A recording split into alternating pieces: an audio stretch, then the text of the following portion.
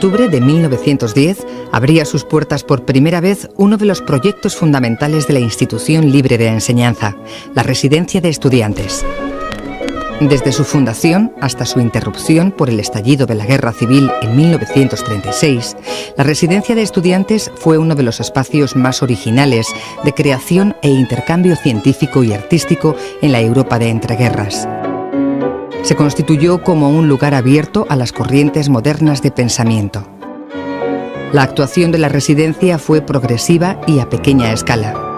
En un principio estaba dirigida a la formación de una minoría privilegiada de clase media alta, pero el objetivo último de este proyecto era promover una educación integral para toda la sociedad. La residencia se fue articulando en varios grupos. Al grupo universitario, el de estudiantes varones, que comenzó en octubre de 1910, se sumó en el otoño de 1915 el grupo de señoritas. Durante todo este año 2010, la residencia, junto a las instituciones públicas y empresas privadas que forman su patronato, han planteado el centenario, desde su sede en Madrid, como una celebración abierta para conmemorar un proyecto reformista que consiguió modernizar la educación en España. Esto era un proyecto inspirado por los institucionistas, las personas de los miembros de la Institución Libre de Enseñanza. Era su proyecto. La Institución Libre de Enseñanza era una institución privada, absolutamente privada, pero fueron miembros de la institución los que crearon este proyecto desde el Ministerio de Instrucción Pública. Entonces, la residencia pertenece a este proyecto de reforma de la educación y la ciencia. Es uno de las partes, uno de los peones de este proyecto, y pretendía ser imitaba lo que era un college británico. La Junta para Ampliación de Estudios es un organismo que se crea en 1907 en el marco del Ministerio de Instrucción Pública y Bellas Artes. Es un organismo inspirado directamente por la Institución Libre de Enseñanza y que se plantea con una autonomía inusual, es decir, es una corporación con unos vocales, con un presidente que es Ramón y Cajal, al que acaban de dar el año anterior el premio Nobel. Con esto quiero decir que tenía una autoridad absolutamente indiscutible y que se plantea para reformar la educación, para plantear sobre bases sólidas, modernas, digamos, como se estaba haciendo en los países más avanzados, digamos, la investigación y la ciencia. La residencia se funda en 1910 en un pequeño hotelito de la calle Fortuny, que 5 años más tarde se mudó a la calle Pinar. El edificio de Fortuny pasó a ser la residencia de señoritas y la de varones, la tan afamada Colina de los Chopos, es la sede actual de la residencia. Estos edificios de hoy en día de la residencia se inauguraron en el año 15. Entonces, en el epistolario de Juan Ramón, pues le cuenta a su madre que ha venido aquí, que se lo ha pedido el director de la residencia, que están terminando de instalar la residencia y él está dirigiendo la plantación del jardín. De ahí que él le llamara la Colina de los Chopos. Él cuenta que él dirige la plantación de los chopos, también de las adelfas. Entonces, esas adelfas que tenemos ahí, pues son las que plantó Juan Ramón, son las mismas. Entonces, se llama el Jardín de las Adelfas o también el Jardín de Juan Ramón Jiménez. En España no existían en aquel momento colegios mayores. La Junta de Ampliación de Estudios importa la idea de los colleges británicos con el fin de cubrir las necesidades de los estudiantes, no solo de alojamiento, sino de intercambio y educación integral. Una formación integral a todas las personas que aquí vivieran. Una formación integral que abarcara las distintas facetas de su vida, es decir, desde la transmisión de una serie determinados de valores, como pueda ser la tolerancia, el sentido de la convivencia, el respeto mutuo, y en la residencia tenían muchísima importancia los laboratorios, el cultivo de la ciencia. Aquí había el pabellón de al lado, era el pabellón de laboratorios. Hubo laboratorios muy importantes, como el laboratorio de Negrín, que era el laboratorio de fisiología, el laboratorio de anatomía patológica, estaba el laboratorio también de Pío del Río Ortega, del doctor Calandre, y ahí se formaron muchos científicos, entre otros Severo Ochoa, que luego ha sido premio Nobel. Severo Ochoa era discípulo de Negrín y se formó, y Gran de Cobian, se formaron en el laboratorio de Negrín en ese edificio, y ambos fueron residentes. La ciencia tenía mucha importancia en este proyecto de renovación pedagógica, pero también el deporte, que se consideraba como una pieza clave para garantizar la educación integral de los estudiantes, tanto del grupo de varones como del de mujeres.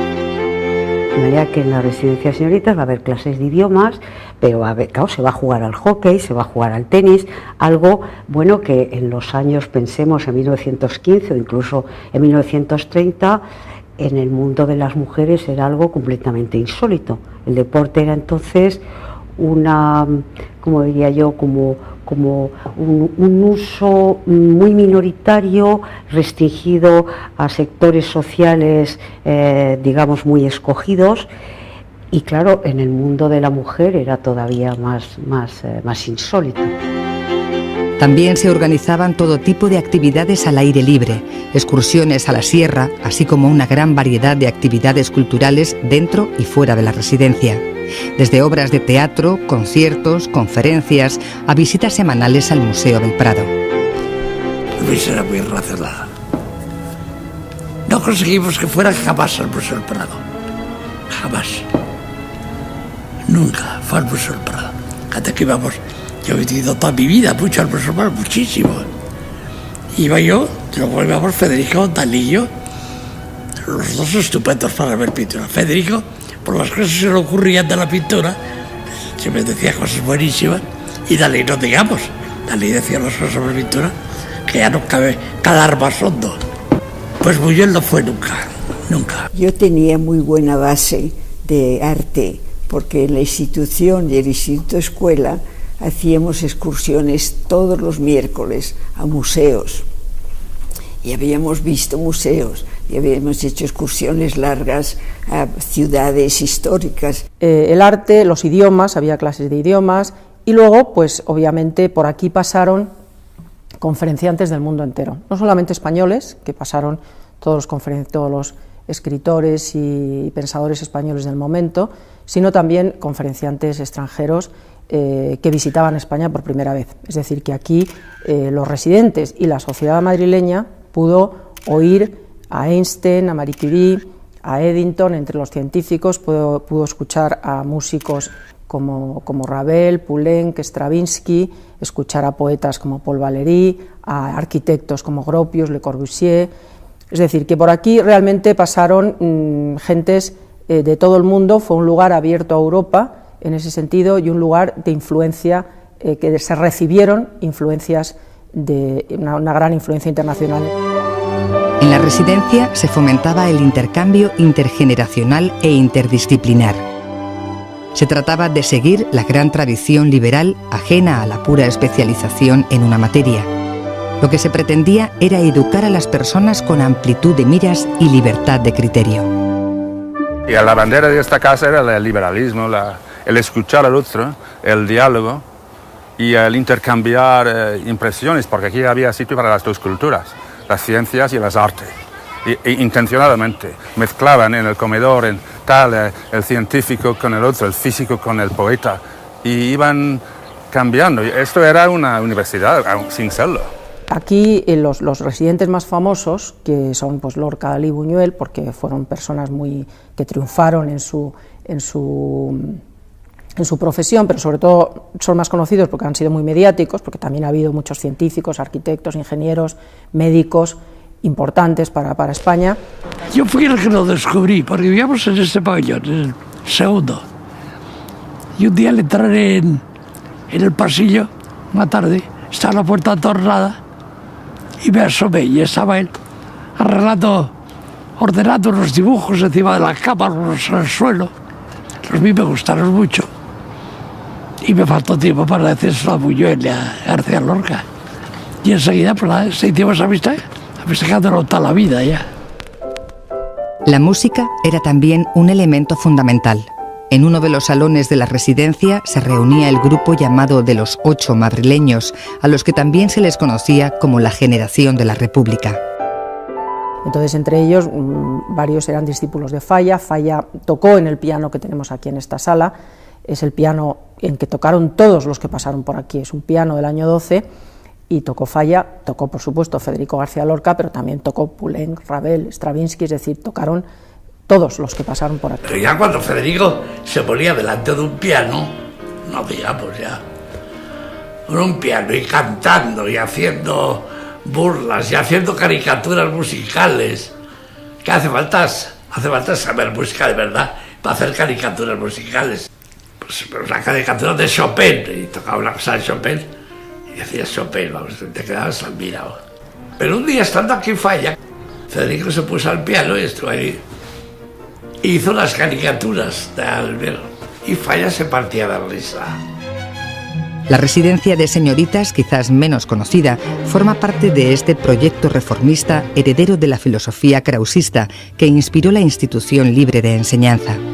Junto al edificio de la calle Fortuny se creó el Instituto Internacional Miguel Ángel VIII, donde las mujeres españolas convivían con mujeres estudiantes de diferentes lugares del mundo. A la residencia de señoritas, bueno, yo fui feliz allí. Era un encanto de sitio. Teníamos habitaciones compartidas, había pocas individuales. Yo tuve una temporada, una íntima amiga mía, después la vi después de muchos años, Piedad Verástori. También tuve como compañera a una chica de Guadalajara que se preparaba para notario, y se vivía estupendamente. Teníamos, pues, la vida resuelta estupendamente. La vida, íbamos a la facultad en un autobús que nos llevaba desde la residencia. Después veníamos a comer, después de comer solíamos ir a la biblioteca, y a media tarde se organizaba un té. Y el té, teníamos un salón en la calle Fortuny donde había música, y entonces era para que estuviéramos en contacto las chicas que vivíamos en distintos pabellones. La residencia de señorita está dirigida a las clases medias, que por otra parte son las que, en fin, en el mundo, en Europa y en Estados Unidos, empiezan a estudiar y a trabajar. Yo, por lo que he visto, a mí me parece que aquí había unas clases medias quizá menos acomodadas de lo que ocurría en el grupo de los varones. También porque las mujeres, digamos, de clases sociales muy acomodadas, pues tardaron más tiempo en estudiar. Mi padre consiguió un pequeño enchufe, porque yo vivía aquí muy cerca, y entonces había un bus en la residencia de señoritas que llevaba a las americanas que tenían un programa de español, y mi padre consiguió, pidiéndoselo a María de Maeztu, que yo fuera en ese bus, y conmigo y Nieves de Madariaga, que era vecina, llevamos las dos. Luego la vuelta, el bus es lo que hubiera, no recuerdo detalles, pero la ida era siempre con las americanas. Por ejemplo, aquí había un número muy importante de mujeres extranjeras, particularmente americanas. Eso fue muy bueno para la mujer española, porque claro, le puso delante un modelo de mujer con autonomía propia, con independencia, en fin, que trabajaba, que viajaba. Eso fue muy importante, y la Junta para Ampliación de Estudios lo tuvo claro, ¿no? Pero siempre manteniendo eso que María de Maeztu llamaba las virtudes morales de la mujer española, ¿no? María de Maeztu fue la encargada de dirigir la residencia de señoritas. Su conocimiento de idiomas, poco frecuente en la España de entonces, le valió ejercer un papel de embajadora y situarse en una posición privilegiada para representar a España en congresos internacionales. Impartió sus doctrinas pedagógicas y feministas por Gran Bretaña, Estados Unidos, México, Cuba, Argentina y distintas ciudades españolas. En la residencia de señoritas, normalmente María de Maeztu solía dar una clase de filosofía, pero aquel año decidió no darla y se la encargó a Julián Marías, que Julián Marías estaba haciendo el último curso de filosofía, había hecho el relato del crucero del Mediterráneo, que había sido premiado, y entonces había muchísima gente que se matriculó en el curso con Julián Marías. Y María de Maeztu me dijo: mira, no te matricules, matricúlate con María Zambrano, que vais a ser poquísimas. Y efectivamente fui a la clase de María Zambrano, que me hizo un efecto extraordinario, porque éramos poquísimas. Entonces era una manera de explicar la filosofía que se complementaba muy bien con la de Gauss, porque era una forma de introducir el acto creativo en la filosofía. Es decir, que todos en la residencia de señoritas se van a estudiar idiomas, va a haber, por ejemplo, un laboratorio, un famoso laboratorio Foster, fundado por una norteamericana profesora de Smith College, gracias a la colaboración con el Instituto Internacional, y sobre todo lo que se va a producir es esa idea que procede de la Institución Libre de Enseñanza, que es conseguir una educación integral, lo que en este mundo se llamaba una educación general. Había muchas extranjeras, había sobre todo norteamericanas, había muchas. Y yo recuerdo con especial cariño a una compañera que era sobrina de Rubén Darío, que tengo una fotografía con ella, que era Lili Turcios Darío. Y vino un buen día a la mesa donde yo estaba y nos dijo: mira, yo me llamo Lili Turcios Darío y soy sobrina de un poeta que tal vez hayan ustedes oído mentar, Rubén Darío. Entonces nos quedamos, yo asombradas, claro, Rubén Darío, ¿quién no conocía a Rubén Darío? Y esta chica estuvo en nuestra mesa y yo hice muy buena relación con ella, que duró lo que duró el curso, hasta la primavera de 1936, que ya nos separamos, pensábamos que nos íbamos a volver a ver en septiembre, y ya no nos vimos nunca más. En el trágico verano de 1936 estalló la Guerra Civil Española. En el mes de julio se estaban celebrando en la residencia los cursos de verano para extranjeros. Eran los cursos de verano que organizaba el Centro de Estudios Históricos y aquí se alojaban todos los estudiantes extranjeros.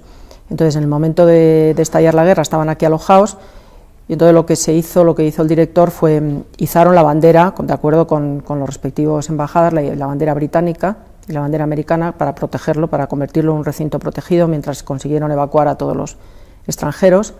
Y al mismo tiempo, pues aquí se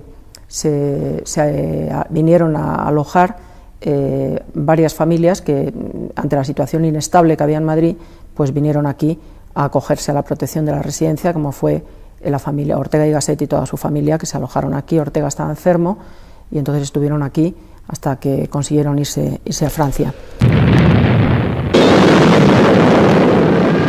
Preocupadísimo todo el tiempo, preocupadísimo, amenazadísimo, hambriento, helado y con un miedo horroroso. Pasé los 3 años, terrible. Un hermano mío lo asesinaron, otro hermano mío estuvo en la cárcel, yo estuve en una checa, no había bromas. No tenía nada que ver la residencia que yo vi después de la guerra de la residencia anterior, nada. Y por eso el edificio de Miguel Ángel, yo le tengo mucho afecto, porque el edificio de Miguel Ángel se salvó. Y ahí yo, después de la guerra, aunque la residencia era distinta y era otra directora y todo, yo viví en ese edificio. Y íbamos al Instituto Nacional y estábamos en la biblioteca. Parte de la biblioteca la cerraron, porque había libros que no te dejaban tocar. Pero bueno, en el fondo, algo quedaba de lo anterior. Y eso hizo que yo tuviera una vinculación enorme a Miguel Ángel Ocho. Después de la guerra hubo decretos que eliminaron la Junta de Ampliación de Estudios y se creó un nuevo organismo llamado Centro Superior de Investigaciones Científicas, que heredó los bienes de la Junta, entre ellos la residencia, que pasó a convertirse en Residencia de Investigadores del CSIC. Y tuvo esa vida hasta que en el año 86 pues, elaboramos un proyecto de recuperar la residencia, lo que fue la residencia histórica, con su espíritu original, devolverle el nombre. En el año 86 se le devuelve el nombre e iniciamos todo este proyecto de recuperación de la residencia, de refundación, de recuperar aquel espíritu e intentar recuperar la historia de aquella época, por una parte intentando recuperar archivos, papeles, libros que permitieran reconstruir la historia de todas aquellas personas, de la residencia y de la tradición que encarnaban.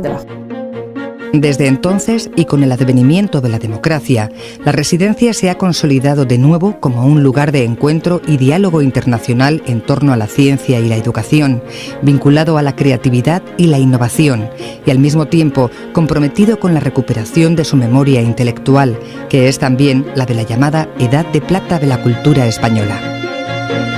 Para la residencia el centenario es digamos, por una parte la continuación de lo que está haciendo hasta ahora y por otra parte la ocasión de que nos conozca más gente, la ocasión de que gente que nunca ha oído hablar de la residencia o nunca ha venido realmente entre en contacto con nosotros en un sentido o en otro, o sea, viniendo aquí a través de sus actividades, etcétera, etcétera. Y entonces, en ese sentido, lo que queremos es hacer actividades fuera de la residencia, con otras instituciones, que la residencia, el centenario se celebre en otros lugares, se celebre fuera de la residencia en Madrid, fuera de Madrid y también fuera de España. Un espacio ejemplar de cultura y debate, de creatividad y pensamiento. Madrid, tan a menudo acusado de enrocarse en un casticismo alicorto, de vuelo bajo, puede justamente mirar la colina de los Chopos como una de sus aportaciones más originales y ejemplares en el ámbito universitario y del pensamiento, las ciencias y las artes.